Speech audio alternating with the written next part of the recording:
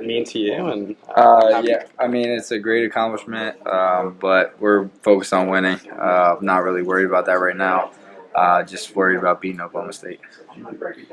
What sort of challenges does this Oklahoma State present to you as a receiver? I know they like to get after the quarterback. I think they lead the league in sacks, but being one of the guys on the outside, what do you see happening? I know they've got two very good corners, two very experienced corners. They're the same guys that were there last year.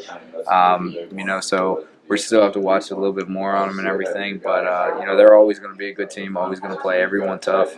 Especially playing down in Stillwater, it's going to be a tough game. So, we've got to start fast, and just have a good week of practice this week. What's that environment like at Stillwater? I know they've got like the pads around the thing, all those guys with the paddles. Is it one of the more intimidating places in the league? I actually don't know. I've never been there. That's right. I haven't been to any of these away games this year, so this will be my first time in Stillwater. So, but I've heard it's pretty.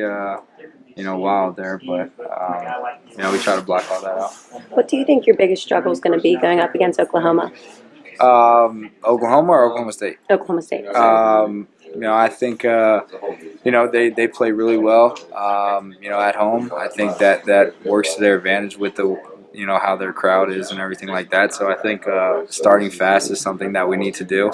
That's always something that helps you as an away team. You need to start fast. They look like they're very good on both sides of the ball. Haven't really watched them much on offense. But I know on defense they've got two really good corners that are very experienced. They're a little bit younger than they were last year, but still very talented and very good team. So we have to make sure that we have a good week of practice this weekend.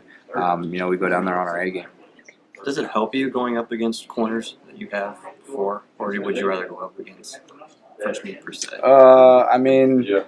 They're good corners, so it's not like it's easy. We played them last year. It's been a whole year since we played them, so we still have to reevaluate them. They've gotten better.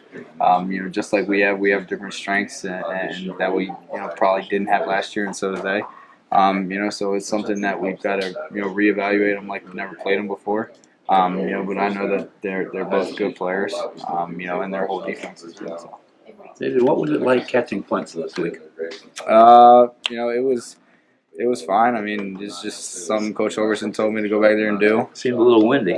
Yeah, it was a little windy. They were kicking, kind of low liners, which are pretty easier to catch. They're not as, there's not as much movement out of them. So it's just something Coach Overson asked me to do. It just struck me that things were strange, that you don't usually drop passes, and you had a few drop passes there, but you handled the punts okay, and they were probably harder than the passes. Yeah, it's just something that Coach Overson told me to do, and I know, having a turnover on special teams is something that can be a huge momentum swing. You didn't look like you completely agreed with that first replay review.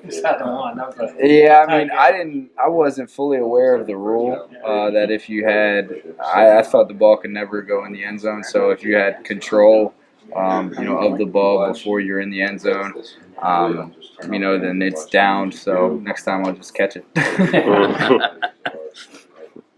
Wesco gave you credit on his catch. He said, sun was right there. David told me the sun was bad. But he said that's the only reason he would have dropped the one. So do you want to say Wesco was right? Or there was, the sun was shining, but, that's not an excuse. I had 2 drop touchdowns, and that's something that can't happen. Especially out of a senior leader, so it's something that I'll definitely be taking note of going into next game.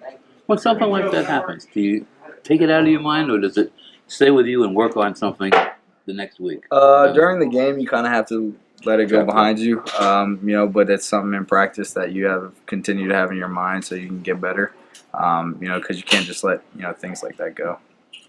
Film's not fun though, is it? Nah, not always. there's outfield flip glasses like the baseball guy. Yeah. Top of you. Yeah.